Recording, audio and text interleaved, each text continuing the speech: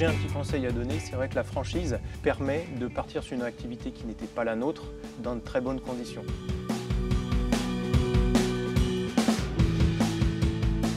Je m'appelle Jean-Louis Gallois, j'ai 41 ans, père de 2 enfants, marié. Avant de devenir franchisé Daniel Moquet, je travaillais chez Richemont et j'étais responsable technique du service après-vente.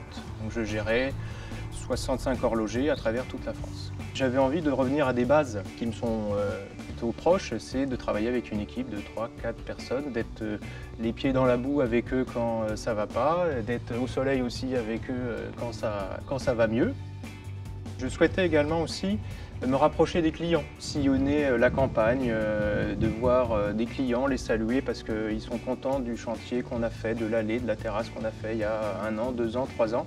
C'est cette reconnaissance que je cherchais, que je n'avais peut-être pas précédemment et qui aujourd'hui, maintenant, se fait au quotidien. Sans la franchise, tout ça n'aurait pas été possible. Déjà, le premier avantage, c'est d'avoir pu ouvrir cette activité alors que je n'étais pas du tout du milieu. Le fait d'avoir suivi une formation au sein du réseau Daniel Moquet m'a permis d'apprendre, de découvrir le métier de terrassier, de maçon, mais également de commercial.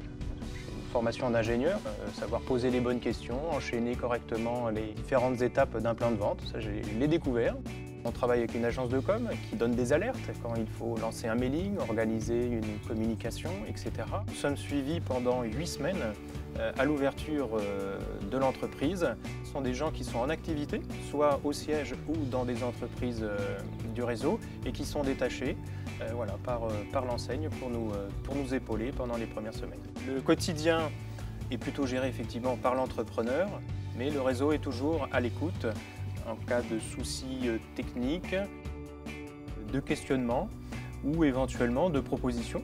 Nous sommes aussi force de proposition. Nous avons des revues d'information mensuelles qui nous permettent justement d'avoir toujours la petite astuce trouvée par l'un ou l'autre pour nous faire gagner du temps et aussi améliorer la qualité de nos rendus.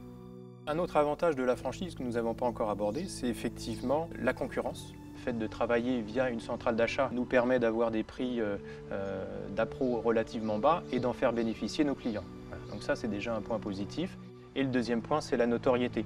Voilà, entre une petite entreprise de 5 personnes, mais connue au niveau national, et une entreprise en local du même nombre qui ne fait pas forcément beaucoup de pubs, etc., c'est sûr que le client va plus naturellement s'orienter vers nous parce qu'il y a les 25 000 chantiers réalisés, un site internet qui tient la route, une communication qui sont rassurantes pour le client.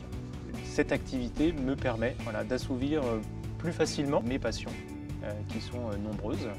La dernière étant l'équitation. J'aime restaurer les vieilles voitures, donc j'en suis à ma 6e ou 7e voiture. Est-ce que je suis heureux aujourd'hui avec la franchise? Honnêtement, oui. Voilà, ça paraît simple, ça paraît bête, mais j'ai trouvé mon équilibre, j'ai trouvé ma place. Il y a une satisfaction de travailler pour soi et de faire des choses, de créer et de satisfaire des clients.